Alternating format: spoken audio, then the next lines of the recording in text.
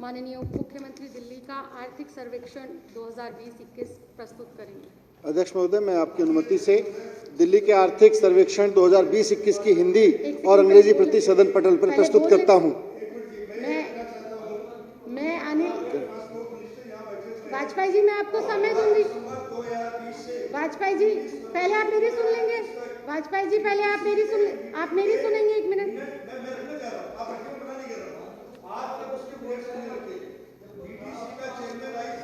मैंने आपको बिल्कुल भी आज्ञा नहीं दी है। माननीय मुख्यमंत्री जी, मनीष सिसोदिया जी,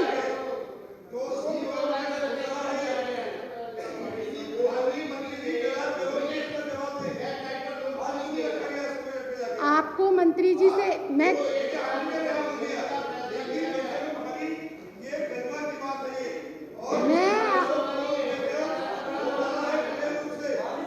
आपकी जो बात है, एक सेकंड अखिलेश त्रिपाठी जी, अनिल जी, आपकी जो बात है, जो भी आप मंत्री जी से जवाब चाहते हैं वो आपकी सुनी भी जाएगी और जो मंत्री जी से आप जवाब चाहते हैं वो भी दिया जाएगा।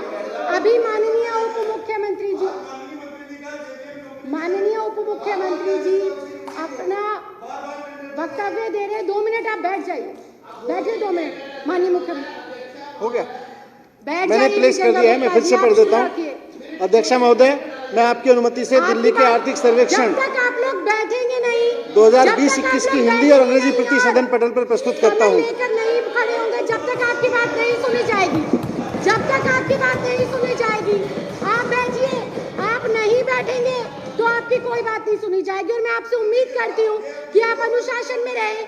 आपको समय दिया जाएगा। माननीय सदस्य, आप लोगों को पूरा समय दिया जाएगा, लेकिन जो शेड्यूल्ड है उसको पूरा कर लेने दीजिए। अगर आप इस तरीके से बीच में बात उठाएंगे तो नहीं पूरा होगा। आप बैठिए। आपकी बात को सुना, आप क्या चाहते हैं? आपकी बात को सुना जाए या शोर? नहीं, 2 मिनट। विजेंद्र गुप्ता जी, आप सब लोग विपक्ष के साथी मेरी बात को ध्यान से सुन लीजिए। आपका उद्देश्य क्या है? आपका उद्देश्य आपकी बात को कंसीडर कराना है या शोर मचाना है? क्या नहीं, उद्देश्य क्या है? उद्देश्य क्या है? आपका उद्देश्य अपनी बात को मनवाना है। आपका उद्देश्य अपनी बात मनवाना है तो उसको सही ढंग से उठाइए ना। शोर मचाना उद्देश्य तो शोर तो नहीं सुना जाएगा। आपकी दरखास्त को माना जाएगा, बस शर्ते कि आप उसे सही तरीके से पेश करें। जब तक आप इस तरीके आप नहीं, तो ये डायरेक्शन आप नहीं देंगे ना। अभी एक उप मुख्यमंत्री जी बोल रहे हैं ना। आप बैठिए, आप सब लोग बैठिए। आपका उद्देश्य मुझे नहीं लगता आपका उद्देश्य अपनी बात रखवाना है। मुझे नहीं लगता। मैं बात माफी के साथ कह रही हूँ। भाजपा के साथियों का, विपक्ष का मुझे नहीं लगता उद्देश्य अपनी बात मनवाना है। आप बैठिए ना। फिर 4 लोग एक साथ बोलेंगे।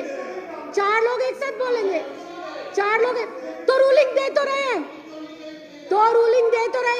जब तक विजेंद्र गुप्ता जी नहीं बैठेंगे, कंसीडर नहीं किया जाएगा। इनकी एक भी बात को रिकॉर्ड में नहीं लिया जाए जब तक आप समय लेकर अपनी बात को नहीं। आपका उद्देश्य सिर्फ शोर मचाना है। आपको अपनी बात रखने का उद्देश्य है। बिल्कुल तय करेंगे। पहले उप मुख्यमंत्री जी को बोलने दीजिए। आपका समय देंगे। शांति बनाए रखिए ना। शोर मचाना लक्ष्य है। अगर शोर मचाना लक्ष्य नहीं है तो शांति बनाए रखें। माननीय उप मुख्यमंत्री जी को अपना सर्वेक्षण जो रिपोर्ट है वो पेश करने दीजिए। अगर शोर मचाना लक्ष्य है तो आपका कुछ नहीं हो सकता। मनीष सिसोदिया जी। अध्यक्ष महोदय, मैं आपकी अनुमति से दिल्ली के आर्थिक सर्वेक्षण 2020-21 की हिंदी और अंग्रेजी की प्रति सदन पटल पर प्रस्तुत करता हूं।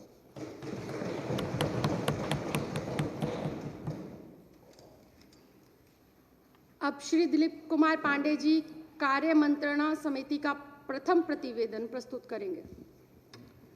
अध्यक्ष महोदय, मैं आपकी अनुमति से कार्य मंत्रणा समिति का प्रथम प्रतिवेदन सदन में प्रस्तुत करता हूं।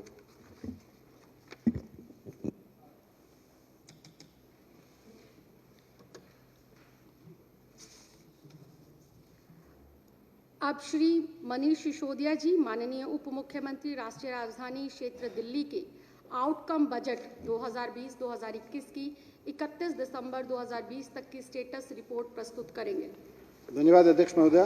मैं आपकी अनुमति से राष्ट्रीय राजधानी क्षेत्र दिल्ली के आउटकम बजट 2020-21 की 31 दिसंबर 2020 तक की स्टेटस रिपोर्ट की हिंदी और अंग्रेजी प्रति सदन पटल पर प्रस्तुत करता हूं और इसे प्रस्तुत करते हुए इसके संबंध में कुछ बातें भी इस सदन के समक्ष रखना चाहता हूं। ये सर्वविदित है कि पिछले 4 वर्षों से दिल्ली सरकार ने एक नई परंपरा इस सदन में शुरू की थी और वो ये थी कि इस सदन में आउटकम बजट भी प्रस्तुत किया जाएगा। अभी तक देश भर की विधानसभाओं में ये परंपरा रही है भारत में कि हम बजट पेश करते हैं और उसमें उसके कुछ आउटपुट निर्धारित करते हैं और मूलतः वो आउटपुट जो होता है वो खर्चे से संबंधित होता है। लेकिन दिल्ली सरकार ने पहल करते हुए, दिल्ली के वित्त मंत्रालय ने पहल करते हुए पहली बार आउटकम बजट भी एक नई कॉन्सेप्ट इंट्रोड्यूस की और पिछले 4 साल से हम लगातार इस सदन में बजट से पहले आउटकम बजट पिछले साल का पेश करते हैं। ये अपने आप में सरकार को जवाबदेह बनाने की, इस विधानसभा के प्रति अकाउंटेबल बनाने की एक अनूठी प्रक्रिया है, जिसका मैं समझता हूं कि और इस पूरे देश में इसका कोई और ऐसा उदाहरण नहीं मिलता है। इसमें जो सदस्य पिछले बार इस प्रक्रिया में शामिल नहीं थे या जिनके ध्यान में ना हो, उनकी सूचना के लिए भी मैं रखना चाहता हूं और इसको पुनः रेखांकित करना चाहता हूं कि आउटकम और आउटपुट दोनों अलग अलग चीजें हैं। हमने बजट में आउटपुट भी बताते हैं और आउटकम भी बताते हैं। 4 साल से जो दिल्ली सरकार का बजट बनाया जाता है उसमें दोनों इंडिकेटर होते हैं। मान लीजिए किसी हॉस्पिटल में कोई मशीन खरीदनी है तो उस मशीन को खरीदने के लिए बजट में मान लीजिए 10 करोड़ का प्रस्ताव है, तो 10 करोड़ की वो मशीन खरीद ली गई कि नहीं खरीद ली गई वो उसका आउटपुट है। लेकिन उस मशीन को वहां लगा के, उस पे जो भी रिक्वायर्ड मैन पावर है वहां लगा के, उससे उस मशीन से जिन लोगों की स्कैनिंग होनी थी, उसके जिन लोगों का इलाज होना था, वो इलाज शुरू हुआ कि नहीं हुआ, कितने लोगों का इलाज शुरू हुआ, वो आउटकम है। तो सामान्यतः सरकारी प्रक्रियाओं में, बजट की प्रक्रियाओं में मशीन अगर खरीद ली गई और यहाँ के विधानसभा को वापस बता दिया गया, साहब कि आपने हमारे लिए 10 करोड़ रुपए मंजूर किए थे, हमने आपकी मशीन खरीद के वहां पे लगा दी है, इसको इतिश्री मान लिया जाता था।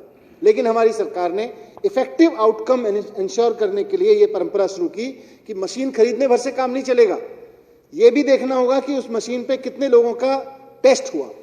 तो अब हम ये रिपोर्ट भी आपके पास लेके आते हैं। तो ये आउटकम बजट में इस तरह से हर एक विभाग के लिए जो बजट इस विधानसभा से पास किया जाता है, उस बजट से क्या क्या काम होंगे, क्या क्या कैपिटल इन्वेस्टमेंट होंगे, क्या क्या योजनाएं लागू होंगी, ये बताया जाता है और उस योजनाओं से कितने लोगों को फायदा होगा, उसका अल्टीमेट आउटकम क्या है, उसमें उसकी नीयत क्या थी, उसका इरादा क्या था। क्योंकि मशीन खरीदना इरादा नहीं था, इरादा तो लोगों का इलाज करना था। मशीन खरीदने भर से संतुष्ट हो जाने वाली सरकार ये सरकार नहीं है केजरीवाल जी की। मशीन खरीदने के बाद अगर इंस्टॉल हुई तो उसके बाद आउटकम क्या रहा, लोगों का इलाज हुआ कि नहीं हुआ, इसको मैंने एक उदाहरण से समझाने की कोशिश की है। हमने हर साल के बजट में आउटपुट और आउटकम दोनों इंडिकेटर डाले हैं। मैंने पिछली बार भी जब बजट पेश किया था उस वक्त इस बात का अंदाजा नहीं था कि इतनी बड़ी महामारी के मुहाने पे हम बैठे हैं, तो बड़े लक्ष्य रख के सरकार की ओर से आउटकम इंडिकेटर्स बनाए गए थे और आउटपुट इंडिकेटर्स बनाए गए थे। तो मैं चौथे साल के अपने इस आउटकम बजट में कुछ चीजें यहां प्रस्तुत करना चाहता हूं। लेकिन हम सब जानते हैं कि कोविड महामारी के दौरान 2 बड़ी चुनौतियां आईं। एक तो लॉकडाउन, जिसकी वजह से सामान्यतः सरकारी गतिविधियां हेल्थ को छोड़कर और कोविड मैनेजमेंट को छोड़ के सरकारी गतिविधियां लगभग कुछ महीनों के लिए तो पूरी तरह से बंद की गई और फिर धीरे धीरे उनको अंशतः खोला गया, उसमें समय लगा। दूसरा, कोविड के वजह से जो वक्त बीता उसमें सरकार के पास, क्योंकि मार्केट में बिजनेस कम हुआ, मार्केट में बिजनेस कम होने की वजह से सरकार के पास रेवेन्यू भी कम हुआ, उसकी वजह से भी आर्थिक तंगी, आर्थिक हालात थोड़ी कमजोरी रही, उसकी वजह से भी कुछ योजनाओं को हम उतना खर्च नहीं कर पाए जितना हमसे अपेक्षित था। लेकिन उसके बावजूद मैं यहाँ सदन के समक्ष रखना चाहता हूँ कि इस महामारी के बीच हमारे सरकार के तमाम विभागों ने हेल्थ डिपार्टमेंट के साथ मिलके कंधे से कंधा मिला के बहुत शानदार काम किया। विशेषकर राजस्व विभाग, खाद्य और नगर आपूर्ति विभाग, नागरिक आपूर्ति विभाग ने स्वास्थ्य विभाग के साथ मिलके, शिक्षा विभाग ने, उच्च शिक्षा विभाग ने, यातायात, श्रम विभाग ने, तमाम विभागों ने स्वास्थ्य विभाग के साथ मिलकर इस महामारी में अपनी मूल जिम्मेदारियां से हटके, जो परंपरागत जिम्मेदारियां हैं उनसे हटके, सड़क पे खड़े होके, हॉस्पिटल्स में खड़े होके, कंटेनमेंट जोन में खड़े होके, हॉस्पिटल्स के बाहर लोगों की मदद करके, हर तरीके से मजदूरों की मदद करके, यातायात व्यवस्था सुनिश्चित करके, लोगों को खाना खिला के, टीचर्स तक ने, रेवेन्यू विभाग के अधिकारियों ने, सब ने इसमें बहुत अभूतपूर्व भूमिका निभाई। तो मैं सदन के समक्ष सबसे पहले तो उनकी प्रशंसा में चाहता हूं कि ये सदन उसको अप्रिशिएट करे और उनको यहाँ से सब लोगों ने जो अभूतपूर्व भूमिका निभाई। दूसरा महत्वपूर्ण बिंदु यह है कि उस अभूतपूर्व संकट के बीच भी जो हमारे सरकारी कर्मचारी थे, जो सरकारी विभाग थे, उनकी जो मूल जिम्मेदारी थी उसको भी उन्होंने पीछे नहीं छोड़ा, उस पर भी लगातार काम करते रहे। तो हमने जो इंडिकेटर्स अपने बनाए थे अलग अलग डिपार्टमेंट्स के लिए, मैं उन पर हुई प्रोग्रेस, क्योंकि एलजी साहब की स्पीच में भी कोविड मैनेजमेंट के बारे में काफ़ी वक्तव्य रहा है कि किस तरह से शानदार कोविड मैनेजमेंट रहा। तो मैं अपनी स्पीच के उस हिस्से को दोहराना नहीं चाहता हूं, क्योंकि उन्होंने बहुत अच्छे से और विस्तार से उन चीज़ों का जिक्र किया है माननीय उपराज्यपाल महोदय ने अपने अभिभाषण में, कि किस तरह से कोविड मैनेजमेंट में इन सब डिपार्टमेंट्स ने भूमिका निभाई। पर उसी बात को आगे बढ़ाते हुए कि कोविड मैनेजमेंट में बहुत अच्छी भूमिका निभाते हुए भी इन डिपार्टमेंट्स ने अपना मूल कर्तव्य, जो आउटकम यहाँ पे सुनिश्चित करके बजट दिया गया था, उसको कैसे निभाया आगे, मैं उसको थोड़ा सा रेखांकित करना चाहता हूँ। शुरुआत में शिक्षा निदेशालय के कार्यक्रमों से करूँगा। जो शिक्षा निदेशालय ने parenting in the time of corona, मुख्यमंत्री के नेतृत्व में parenting in the time of corona के नाम से पूरा अभियान शुरू किया कि बच्चे घर पे बैठे हैं तो उनकी पढ़ाई ना छूट जाए। इसलिए अभिभावकों के साथ मिलके हर घर में, क्योंकि हर पहले स्कूल में पढ़ाई होती थी, लेकिन हर घर में हर एक अभिभावक एक शिक्षक की भूमिका निभा सके, इसलिए parenting in the time of corona के साथ में पढ़ाई की शुरुआत कराई पेंडेमिक के समय पे भी। और उसके बाद ऑनलाइन और कुछ ऑफलाइन मदद से, और इसमें हमारे शिक्षकों ने बहुत शानदार भूमिका निभाई। ऑनलाइन पढ़ाई के माध्यम से जो क्लासेस सामान्यतः 220 दिन की होती थी, इस बार क्योंकि ऑनलाइन था 229 दिन हमारी क्लासेस लगी हैं लॉकडाउन के बावजूद। और इसमें 98% बच्चों ने ऑनलाइन और ऑफलाइन में भागीदारी की। 11वीं और 12वीं के क्लास में 89 से 98% अलग अलग स्कूलों में रहा, लेकिन 89 से 98% तक की भागीदारी स्कूलों में बच्चों की रही ऑनलाइन क्लासेस में। इस तरह से हम एक तरह से किसी भी बच्चे की शिक्षा ना छूटे, मिनिमम नुकसान हो, वो उसको इंश्योर करने में कामयाब रहे। पहली से 8वीं क्लास के लिए पाठ्य पुस्तकों का वितरण किया और छात्राओं को सैनिटरी नैपकिन तक बांटे ऐसे संकट के समय में।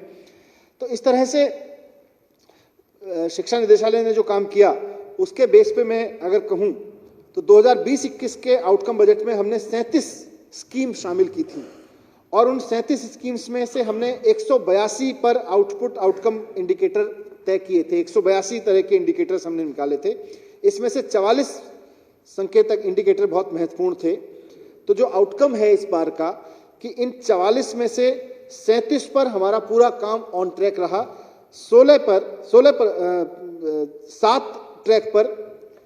7 इंडिकेटर्स पर हम ऑफ ट्रैक रहे, उतना काम नहीं कर पाए जितना हमसे अपेक्षित था, जितना कि हमने तैयारी की थी। महत्वपूर्ण इंडिकेटर्स में देखें तो राइट टू एजुकेशन एक्ट के तहत आर्थिक रूप से कमजोर वर्ग के 35,275 विद्यार्थियों का निजी स्कूल में दाखिला कराया। सरकारी स्कूलों ने 12वीं के स्तर पर शिक्षा सत्र 2019-20 में 97.92 लगभग 98% का पासिंग परसेंटेज दर्ज किया, जबकि पिछले साल ये 94% था। 10वीं क्लास के स्तर पर सरकारी स्कूलों का पासिंग परसेंटेज 82.6% रहा, जबकि पिछले साल ये 70.58% था।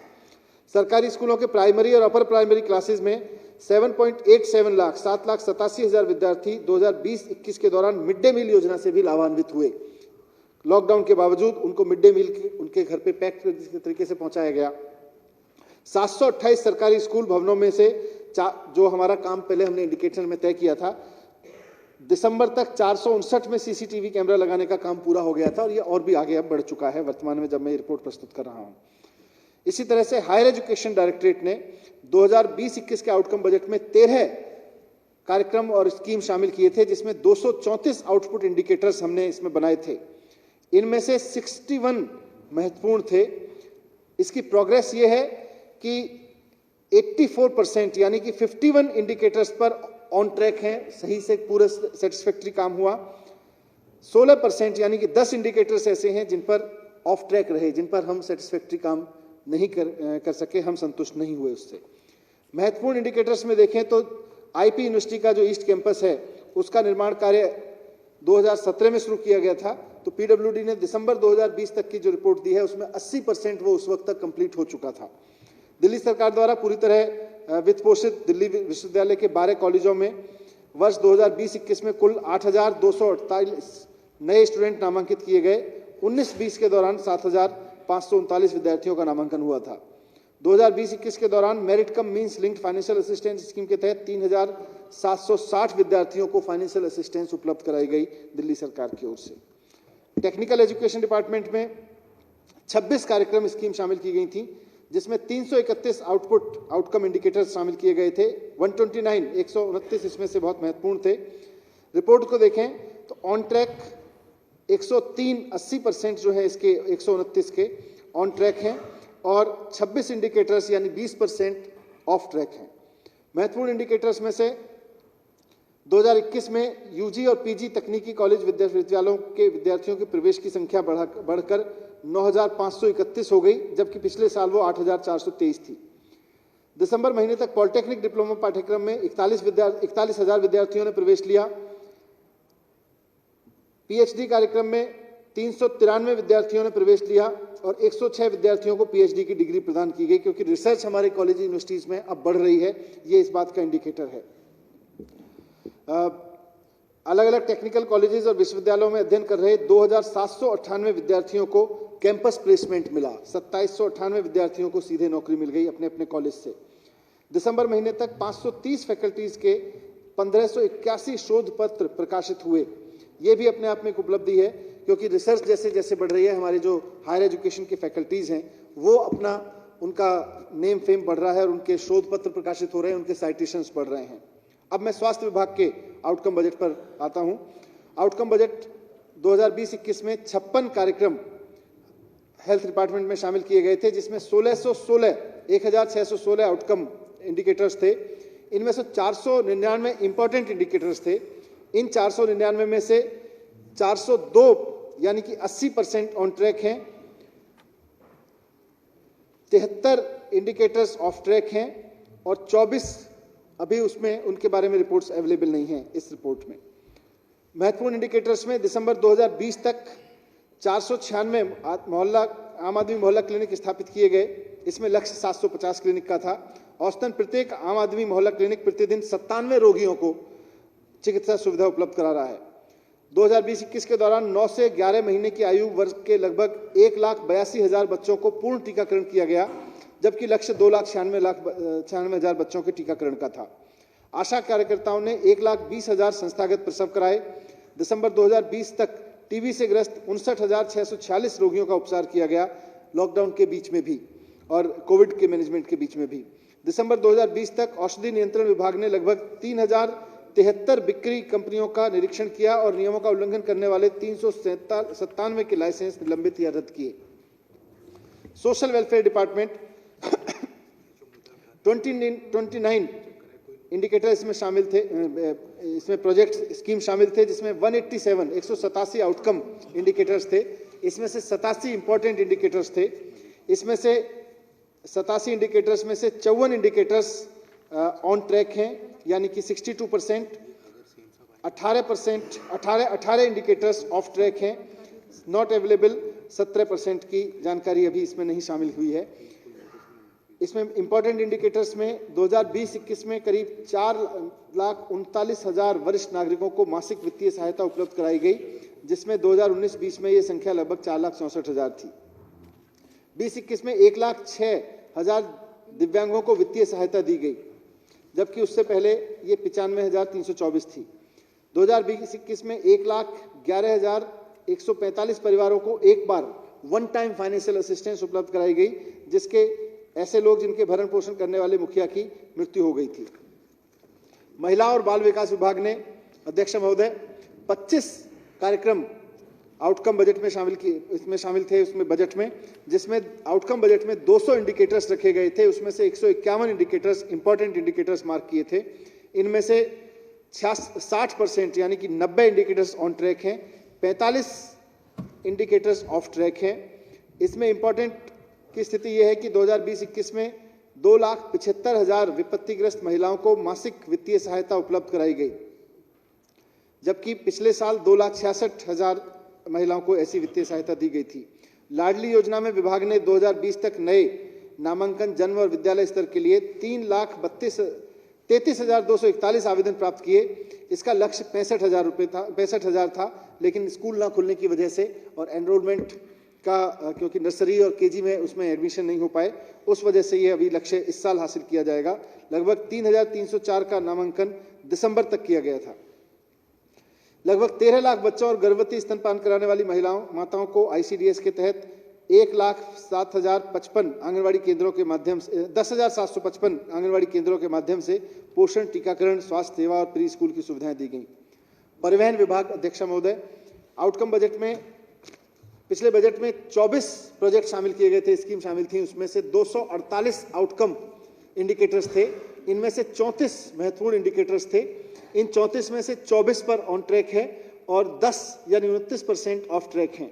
इंपॉर्टेंट इंडिकेटर्स में लॉकडाउन के कारण 31 मार्च 2020 से 18 मई 2020 तक बस सेवाएं निलंबित रहीं। डीडीएमए के दिनांक 18/5/2020 के आदेश द्वारा राज्य के अंदर बसों को इस शर्त के साथ मंजूरी दी गई कि एक फेरे में यात्रियों की संख्या 20 से अधिक नहीं होगी। इस प्रकार सार्वजनिक परिवहन प्रणाली के कार्य निष्पादन पर इसका काफी असर पड़ा था। क्लस्टर बसेस का औसत फ्लीट उपयोग प्रतिशत बढ़कर 98.58% हो गया, जबकि लक्ष्य 97% का था। क्लस्टर बसेस का ऑन टाइम परफॉर्मेंस 50% लक्ष्य की तुलना में बढ़कर 69.46% हो गया है। डीटीसी बसों का औसत फ्लीट उपयोग प्रतिशत घटकर 73.7% पर आ गया, जबकि लक्ष्य 90% का था। डीटीसी बसों का ऑन टाइम परफॉर्मेंस प्रतिशत 73% के लक्ष्य की तुलना में 68% रहा। दिसंबर 2020 तक 47.78 लाख प्रदूषण नियंत्रण प्रमाण पत्र जारी किए गए, जबकि लक्ष्य 75 लाख का रखा गया था। ये भी लॉकडाउन और जो कोविड के मैनेजमेंट में स्थितियां बदली उनकी वजह से नीचे रहा। परिवहन विभाग ने 7 अगस्त 2020 को इलेक्ट्रिक व्हीकल्स पॉलिसी अधिसूचित कर दी। इसके बाद से 4,924 नए इलेक्ट्रिक से चलने वाले वाहन दिसंबर तक पंजीकृत किए गए। दिसंबर 2020 तक इलेक्ट्रिक व्हीकल खरीदारों में से 76% को प्रोत्साहन राशि का वितरण कर दिया गया था। 5200 डीटीसी और क्लस्टर बसों में दिसंबर 2020 तक सीसीटीवी कैमरे लगा दिए गए थे। गुम्मनहेड़ा और मुंडेर कला में 2 बस डिपो का निर्माण कार्य पूरा हो चुका है। पीडब्ल्यूडी अध्यक्ष महोदय, इसमें बजट में 37 प्रोजेक्ट रखे गए थे, जिसमें 446 आउटकम इंडिकेटर थे। इनमें से 52 इंडिकेटर्स इंपॉर्टेंट इंडिकेटर्स माने गए थे। इसमें 38 इंडिकेटर्स पर काम ऑन ट्रैक है, यानी 73% पर। 13 इंडिकेटर्स पर काम स्लो है। महत्वपूर्ण इंडिकेटर्स विभिन्न विधानसभा निर्वाचन क्षेत्रों में आम लोगों की सुरक्षा के लिए सार्वजनिक स्थलों पर 1,32,000 सीसीटीवी लगाए गए, जिसका लक्ष्य भी 1,32,000 सीसीटीवी लगवाने का ही रखा गया था। शास्त्री पार्क इंटरसेक्शन और सीलमपुर में फ्लाईओवर का काम पूरा कर लिया गया है और इसे 19/10/2020 को लोगों के लिए खोल दिया गया। बसई दारापुर में नजफगढ़ नाले के पुल को चौड़ा करने का 65% कार्य दिसंबर 2020 तक पूरा कर दिया गया। वजीराबाद और जगतपुर के बीच 2 ऑफ अंडरपास तथा रिंग रोड पर गांधी विहार के निकट एक पैदल पारपथ का 56% काम पूरा हो चुका है। आश्रम चौक पर अंडरपास के निर्माण का 40% काम दिसंबर 2020 तक पूरा कर लिया गया है। दिल्ली में दिसंबर 2020 तक 7,000 हॉटस्पॉट बनाए गए हैं। 5 फुटओवर ब्रिज निर्माण का काम पूरा हो चुका है। 4 फुटओवर ब्रिज का 90% से अधिक काम दिसंबर तक पूरा हो चुका है। ये पीडब्ल्यूडी का था। दिल्ली जल बोर्ड बजट में इसके 21 प्रोजेक्ट थे, जिनमें से 204 आउटकम इंडिकेटर बनाए गए थे। 68 इंपॉर्टेंट इंडिकेटर्स थे। इसमें से 42 पर काम ऑन ट्रैक है, 19 पर काम ऑफ ट्रैक रहा। इंपॉर्टेंट इंडिकेटर्स दिसंबर 2020 तक 1571 अनाधिकृत कॉलोनियों को पानी की पाइपलाइन से जोड़ दिया गया। इससे पानी की आपूर्ति के लिए वाटर टैंकर की संख्या में कमी आई। दिसंबर 2020 तक अनाधिकृत कॉलोनियों में से 4,773 किलोमीटर पाइपलाइन बिछाई गई। दिसंबर 2020 तक कुल 2667 किलोमीटर की पुरानी या खराब पाइपलाइन को बदला गया। इसमें 3 MGD पानी की बचत होनी शुरू हुई। प्रतिमाह 20 किलोलीटर निःशुल्क पानी देने की योजना 2020-21 में जारी रखी गई और लगभग 6,58,000 उपभोक्ताओं को प्रतिमाह 44 करोड़ रुपए की सब्सिडी दी गई। दिसंबर 2020 तक अनधिकृत कॉलोनियों में कुल 2,735 किलोमीटर सीवर लाइन बिछाई गई और 602 अनधिकृत कॉलोनियों को सीवर नेटवर्क से जोड़ा गया। दिसंबर 2020 तक नियमित अनधिकृत कॉलोनियों में कुल 1221 किलोमीटर पुरानी सीवर लाइन बदली गई। दिसंबर तक का ये आंकड़ा है अध्यक्ष महोदय। उल्लेखनीय काम है क्योंकि मई तक तो कोई भी कंस्ट्रक्शन और किसी भी तरह के काम पे पाबंदी थी। उसके बाद धीरे धीरे खुला और उसके बाद भी लेबर का माइग्रेशन और इन सब के बीच भी इतनी उपलब्धि होना अपने आप में एक उल्लेखनीय है।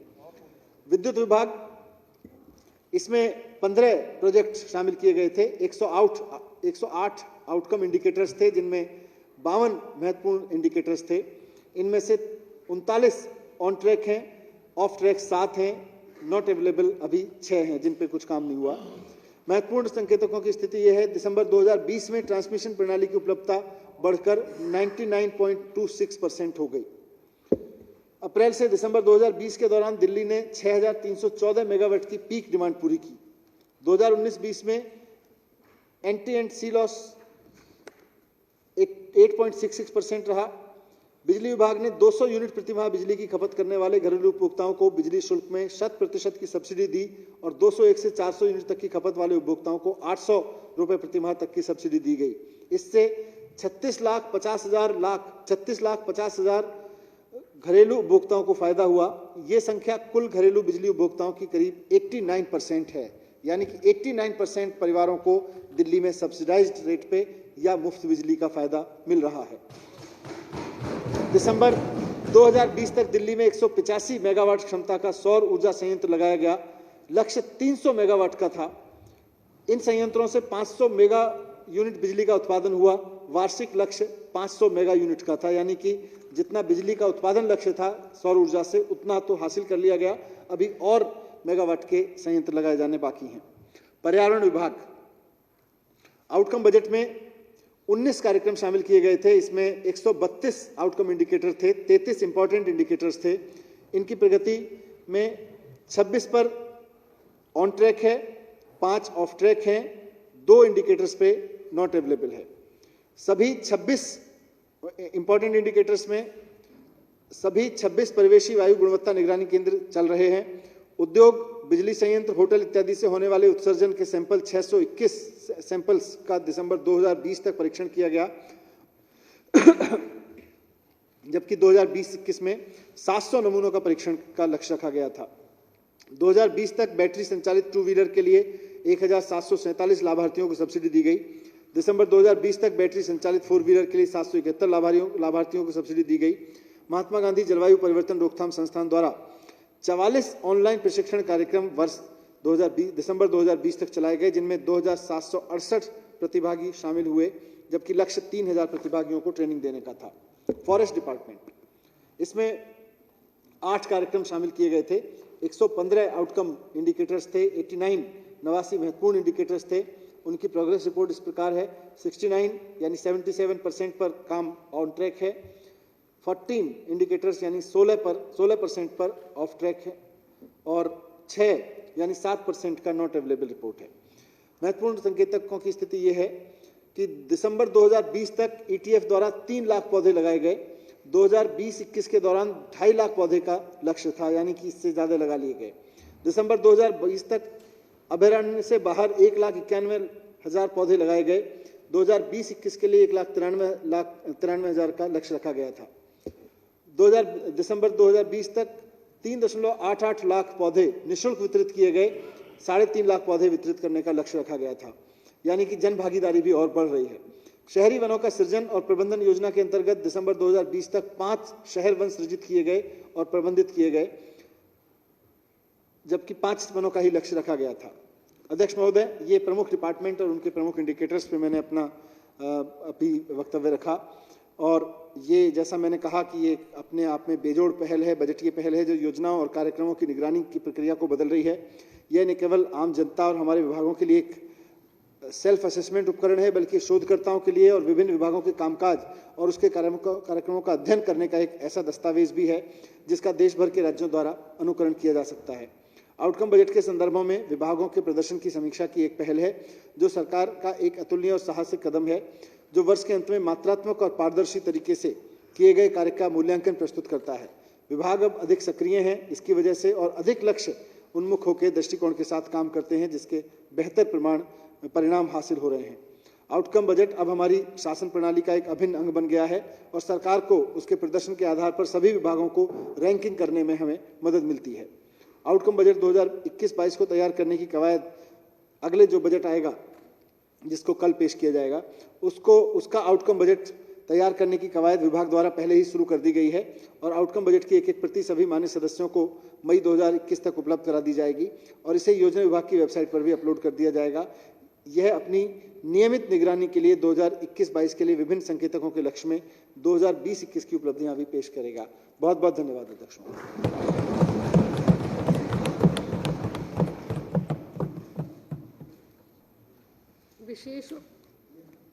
विशेष उल्लेख नियम 280।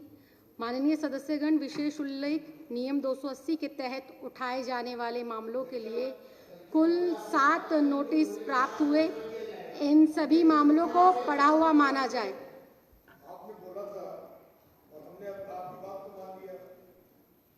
बोलिए, आप क्या कहना चाहते हैं? बोलिए। जवाब तो